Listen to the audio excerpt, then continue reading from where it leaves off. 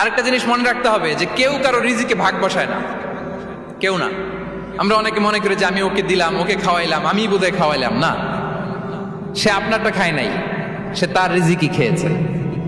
আমাদের ঘরে আমাদের বন্ধু বান্ধব আসে, অনেক সময় আমাদের ঘরে অনেক সময় অতিথি আসে, তাদেরকে আমরা আপ্যায়ন করি, তাদেরকে খাওয়াই।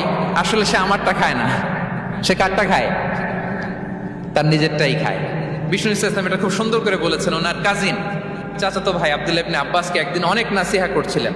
করতে করতে এক পর্যায়ে তিনি বললেন, ওয়া আলাম, ইবনে আব্বাসকে বলছেন, ওয়া আলাম আন্না মা আসাবাকা লাম ইয়াকুন লিইখতিআক ওয়া মা আখতাআকা লাম ইয়াকুন লিইউসিবাক।